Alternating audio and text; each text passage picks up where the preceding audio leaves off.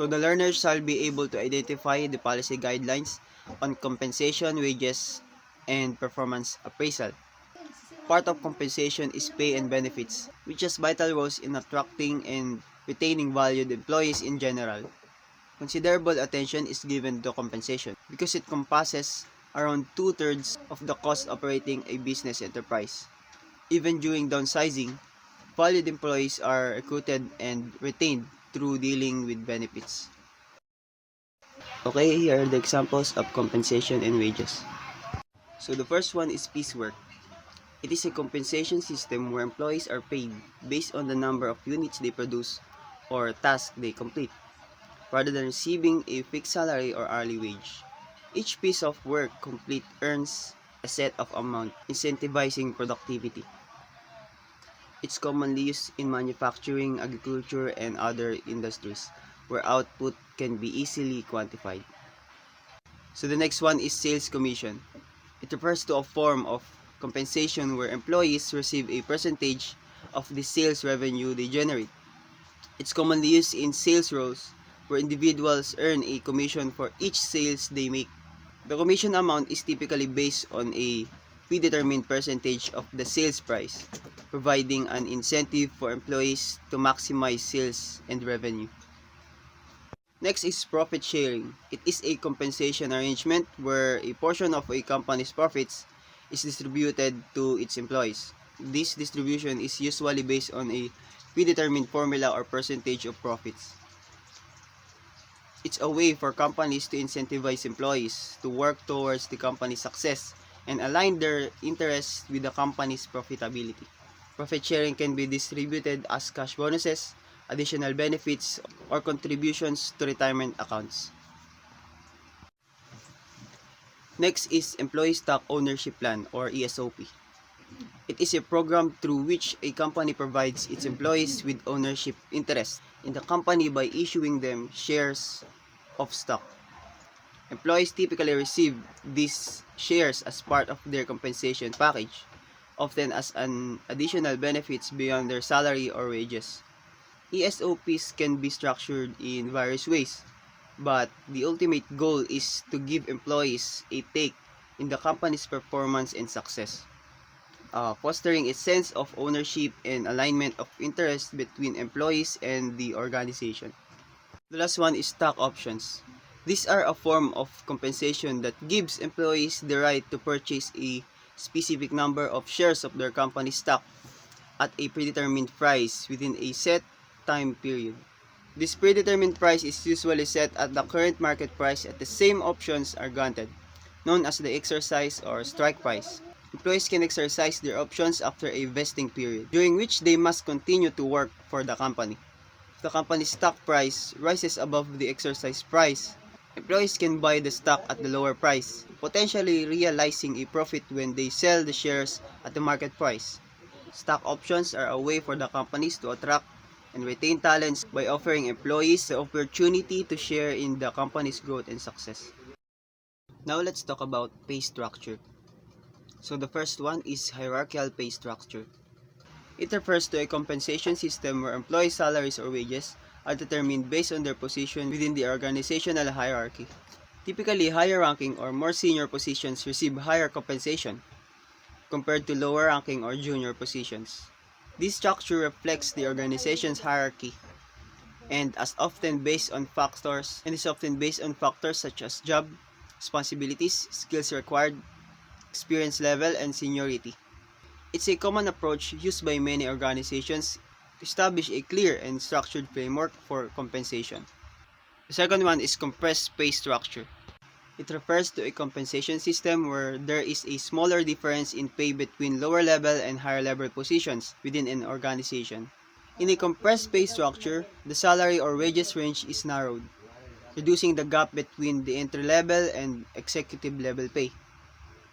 This can result in higher starting salaries for entry-level positions and lower maximum salaries for executive roles compared to a traditional pay structure.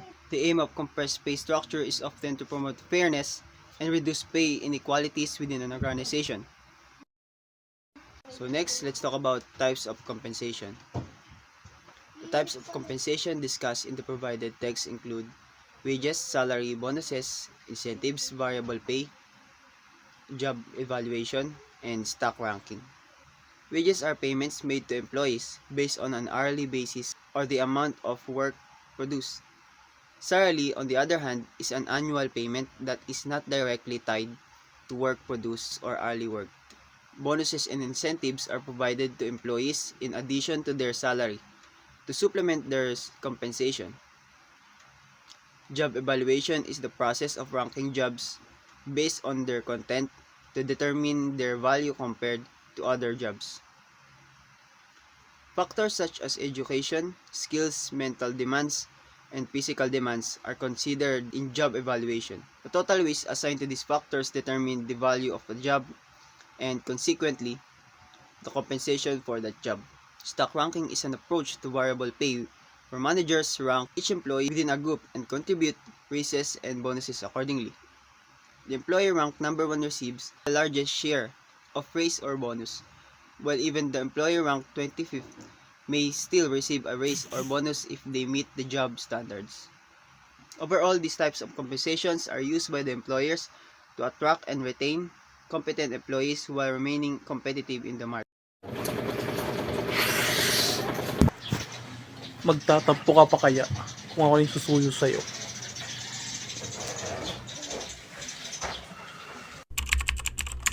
Performance appraisal is the process of assessing how well employees are performing their jobs. It is used by organizations to make important decisions such as promotions, pay increases, and employee development. Performance appraisal can benefit both individuals and organizations by identifying areas for improvement, setting goals, and improving the overall efficiency of the workforce. There are different types of performance appraisal, including self-assessments, peer assessments, and 360-degree feedback. However, performance appraisal can also face criticism due to bias, lack of specificity, and resistance to change, and despite the criticism, performance appraisal play a crucial role in evaluating employee performance and supporting their development within the organizations. A clear performance appraisal.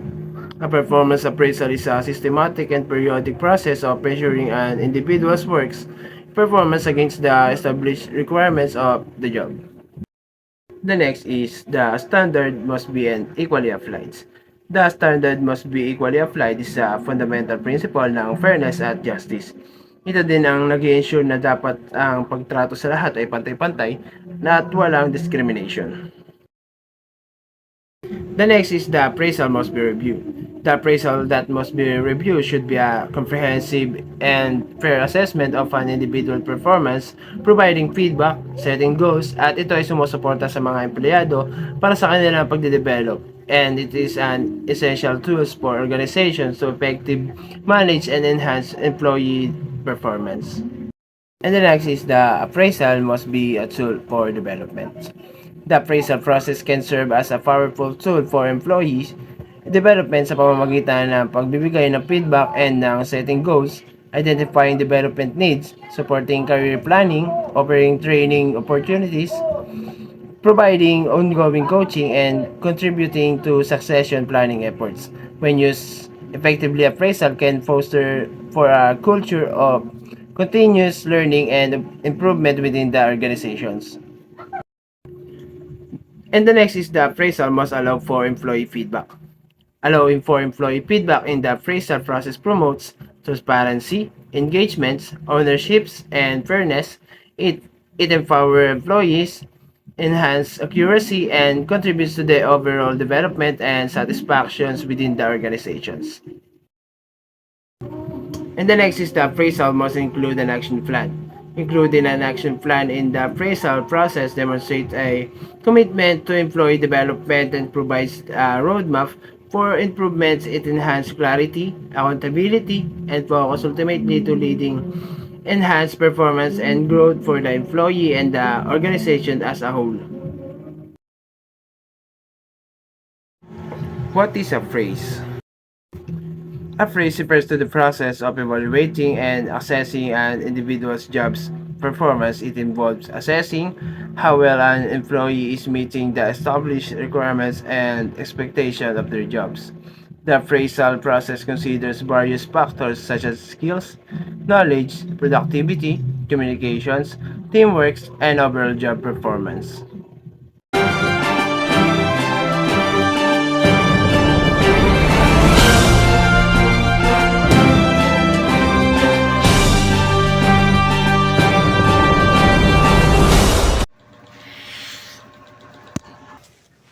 Nung umulan nung kagapuhan, hindi ako naligo ng ulan. Kaso nga lang, ako yung nagpapaulan.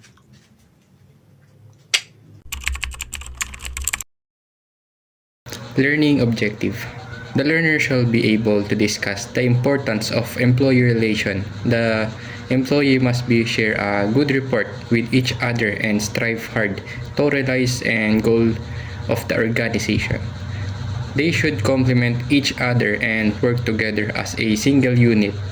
For the employees, the organization must come first and all their personal interests should take a backseat. Employee relation defined. Employee relation refers to the relationship that individuals have with their colleagues in the workplace. This relationship can vary from warm to so or bad. It is crucial for employees to maintain healthy relationship with each other in order to perform at their best. Since individuals spend a significant amount of time with their coworkers, it is important to avoid conflicts and misunderstanding that negatively impact productivity. Open discussion and seeking advice and suggesting from the colleges are essentially for finding solutions that benefit both the individual and the organization. There are several issues on which an individual cannot take decision alone. Ang mahalagang paraan upang maunawaan kung ang isang desisyon ay masyadong komplikado o masyadong mabigat para sa isang individual na i-handle mag-isa. Kaya ang magandang maghanap ng patnubay mula sa reliable na profesional, mga minamahal at may kaugnay sa mga eksperto ay maaaring humantong sa maayos at mas informed na pagpipilian. Work becomes easy if it's shared among all. Ang pakikipagtulungan sa trabaho ay nagbibigay daan sa mga tao na gamitin ang kanilang mga komenta na kapangyarihan at magtrabaho sama-sama sa isang kapangkaraniwang layunin. The organization becomes a happy place to work together as a family. Sa pamamagitan ng pagpapatupad ng mga estratehiya, maaari mong makatulong sa paglikha ng isang kultura ng organisasyon na nakakakita ng isang suportahan ng pamilya, kung saan ang mga tao ay motivated, nakipagtulungan at nagnanais na magtrabaho sama-sama sa pantay-pantay na mga layunin.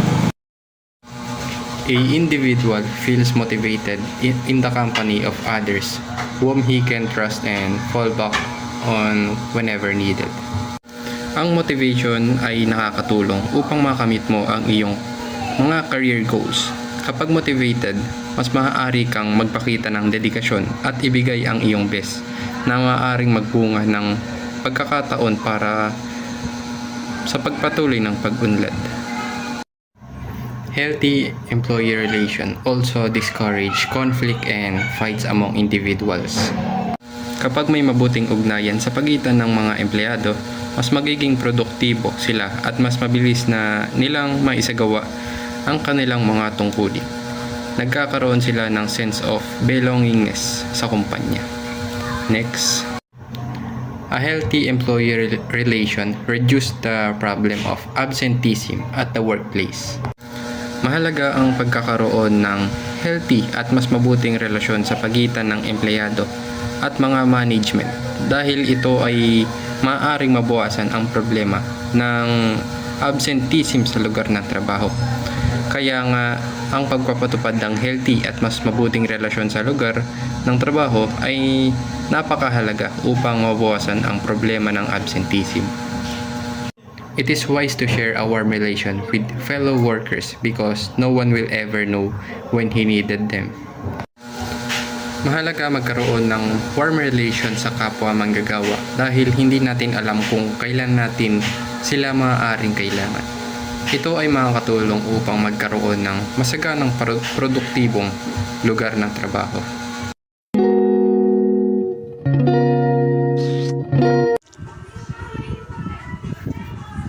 Ito na, magre-report na. Ways to improve employee relationship. A healthy relationship among employees is crucial for creating a positive work environment. When employees have good relationship with their colleagues, they feel happier and more satisfied at work. They are motivated to come to the office every day and work hard to achieve both their teams and organizational goals.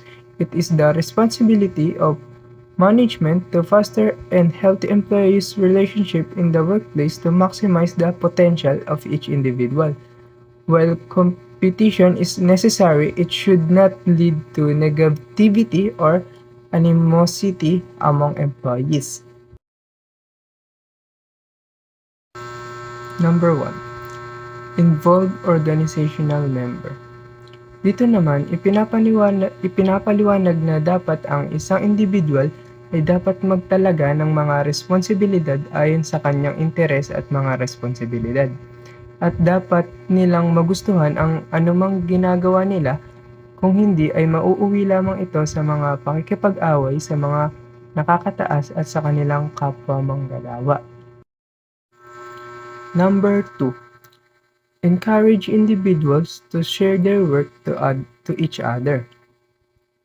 Dito naman, ipinapaliwanag naman dito na sa ganitong paraan, ang mga empleyado ay mas madalas na makipag-usap sa isa't isa at pag-usapan ang mga bagay-bagay sa kanilang sarili at sa gayon ay mas maging dikit o mas maging maayos sila sa isa't isa at ang isang pinuno ay dapat mamagitan lamang sa mga kaso na matitinding hindi pagkakaunawaan. Number 3. Give them target and task all members to contribute equal and attain the target within the desired time frame. Dito naman, ipinapaliwanag na i-motivate sila magtrabaho as a group. Sa ganitong paraan, ang mga empleyado ay walang ibang pagpipilian kundi ang pagtitiwala sa kanilang mga kapwa-empleyado at kumuha din ng tulong sa isa't isa. Ang isang empleyado ay dapat magkaroon ng kalayaan na ibahagi ang kanyang mga ideya sa kanyang kapwa-empleyado para maiwasan ang kanilang pag-aaway. Number 4. One should try his level best that all employees must have their lunch together at the same time. Dito naman, ipinapaliwanag na kalahating oras hanggang 45 minutes ang dapat na italaga para sa tanghalian at hindi dapat pag-usapan ang mga trabaho sa panahon ng tanghalian. At walang masama kung lalabas ang mga empleyado paminsan-minsan para sa pagsasama or picnic or pamimili at pwede rin nilang dalhin ang kanilang pamilya. Number 5. Promote effective communication among all members. Ipinapaliwanag naman dito na pag napagmasdan na ang mahinang komunikasyon ay humahantong sa isang kalituhan o hindi pagkakaunawaan, ang isang tao ay hindi maging tiyak tungkol sa kanyang inaasahan mula sa kanyang mga kapwa-empleyado pati na rin sa organisasyon. At maging straightforward sana at huwag magkunwari ng mga bagay para lang matuwa ang mga boss. Kung ang isang empleyado ay nakakita ng anumang bagay na hindi katanggap-tanggap, sabihin ito sa superior ngunit sa magalang na paraan. Number 6. Written modes of communication must be promoted among the employees for the better transparency. Ipinapaliwanag naman dito na ang verbal communication are dependable than written communication. Ang mga agenda, minutes ng meeting, importanteng mga issue ay dapat ipinapakalat sa lahat sa pamamagitan ng mga emails. At siguraduhin din na ang lahat ay nauugnay na empleyado ay nasa loop. Huwag din makipag-usap ng isa-isa sa sinumang mga empleyado dahil ang isa ay maaaring makaramdam ng pagpapabaya at pag-iiwan. Number 7. Morning meetings is another effective way to improve the relations among the employees. Ipinapaliwanag naman dito na hayaang magsama-sama ang lahat sa isang karaniwang platform at pag-usapan ang anumang issue na mayroon sila. At simulan ang araw na may positibong pag-iisip, batiin ang lahat ng may ngiti. Kung ang sino man sa miyembro ay wala sa magandang mood, gawin ang mga bagay na maaaring makapagpagaan sa kanyang loob at subukan ang mga bagay na alam mo para mapagaan ang kanyang loob para masolusyonan ang kanyang problema. Number 8. Organize birthday parties, Christmas parties, New Year parties, and etc. Ipinapaliwanag naman dito na ang mga maliliit na hakbangin na ito ay lubos na nakakatulong sa pagpapatibay ng ugnayan sa pagitan ng mga empleyado. At maaari din silang pag-usapan sa lahat na palamutian ang opisina at ang kanilang mga istasyon sa trabaho at gawin ang lahat na kinakailangan kaayusan sa kanilang sarili. At ang mga empleyado ay talagang gagawin ang inisyatibo at aayusin ang mga bagay sa kanilang sarili at hayaan silang maging masaya sa isa't isa at magkaroon ng kasiyahan.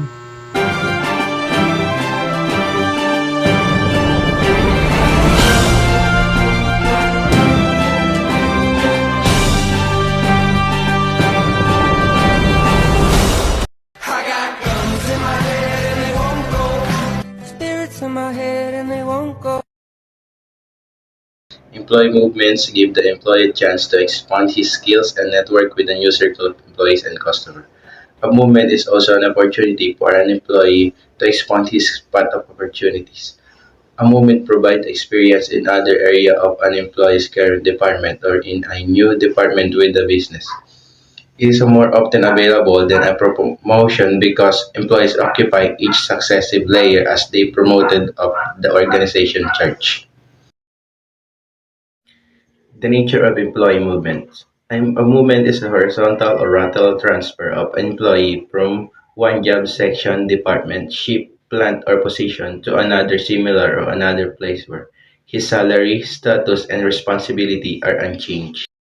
Movements are generally affected to build up more satisfactory teamwork and to achieve following purposes: to increase the effectiveness of the organization, to increase versatility and competence of key position, to deal with fluctuation in work requirements, to correct incompatibilities in employee relation, to correct erroneous placement, to relieve monotony, to adjust workforce, and to punish employee.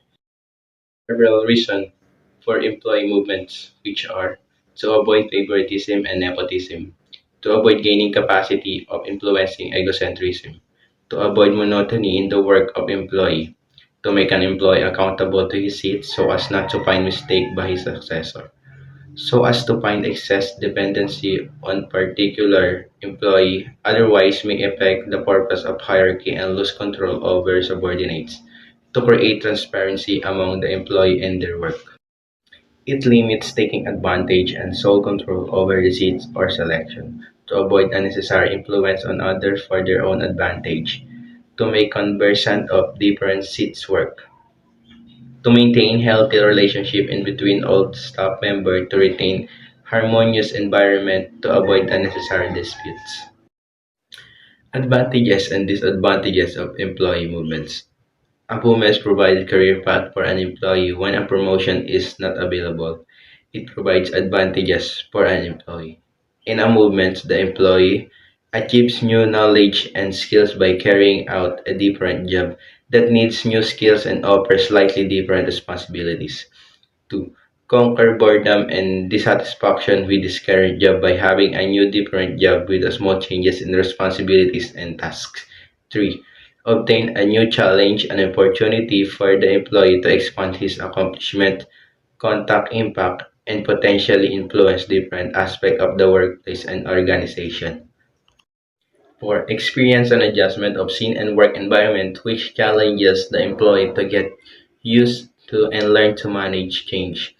5. We will learn concerning different components, activities, and job in the organization and how works is accomplished in different department or job function.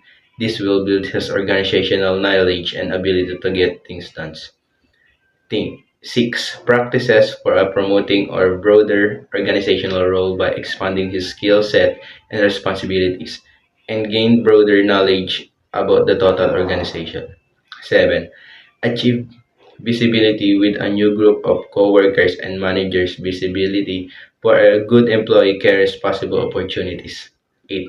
Permit the employees to achieve all of the above while retaining his current salary, benefit package, and company perks. A job change to realize the similar benefits might result in a loss of needed and appreciated compensation and benefits.